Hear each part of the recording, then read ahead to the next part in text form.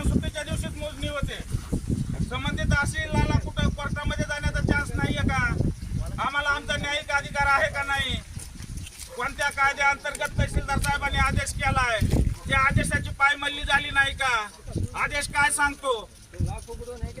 आदेश काय सांगतो की बांधावरून ज्या वेळेस तुम्हाला नंबर बांधावरून रस्ता द्यायचा असतो तो GR माझ्या समोर आहे. या GR मध्ये स्पष्ट लिहिलेलं आहे शेतकऱ्यानं मागणी केलेल्या रस्त्याच्या जागेची प्रत्यक्ष पाहणी करावी. कोणत्या ऑफिसनं प्रत्यक्ष पाहणी केली त्याचा अहवाल सादर केला. त्यानंतर अस्तित्वात असलेले नैसर्गिक मार्ग तपासावे. कुठला नैसर्गिक मार्ग तपासला या तहसीलदार साहेबांनी? कुठला मार्ग डेप्युटी कलेक्टर साहेबांनी तपासला? यानंतर वहिवाट मार्ग तपासावेत. कोणता वहिवाट मार्ग यांनी तपासला? कुठलाही हे न करता पैशाची देवाणघेवाण करून तहसीलदार डेप्युटी कलेक्टर यांनी सुट्टीच्या दिवशी आदेशित करून माझ्या कुटुंबावर अन्याय करायलेले आहेत. ते जबरदस्तीनं पोलीस प्रशासनाच्या मदतीनं रस्ता हे करू शकतात. सर्वस्वी जबाबदार आणि याच्यानंतर वर्गाने पेटवून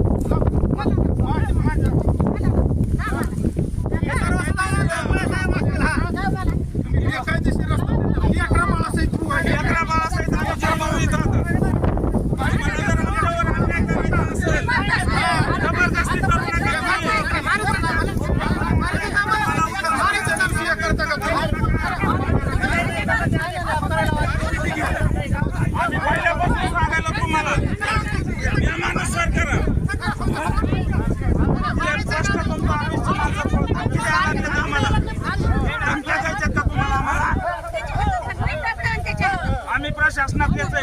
आम्ही शासनाला सांगायलो कुठल्या नियमानुसार सुट्टीच्या दिवशी डेप्युटी कलेक्टर ऑर्डर करू शकतो? सुट्टीच्या दिवशी कलेक्टर ऑर्डर कशी करू शकतो? म्हणजे दुसऱ्याला अपील करता येऊ नये आणि पैसे देऊन तुम्ही माणसं बोलवून आमच्यावर आरोप करताय. 4 माणसं आहेत माझ्या घरातले, फक्त इथं सगळा गाव जमा करून मारण्याचा प्रयत्न करायले.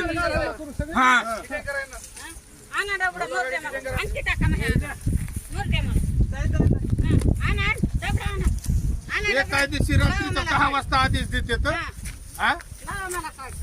करा डिटेन करा.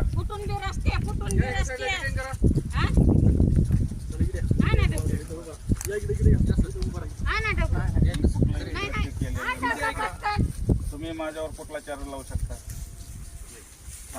मला डिटेन करण्यासाठी काय तुम्हाला काही आम्ही आधार केलाय का? आम्ही काय व्यस्त केलाय का? आम्ही काही कशाच्या आधारे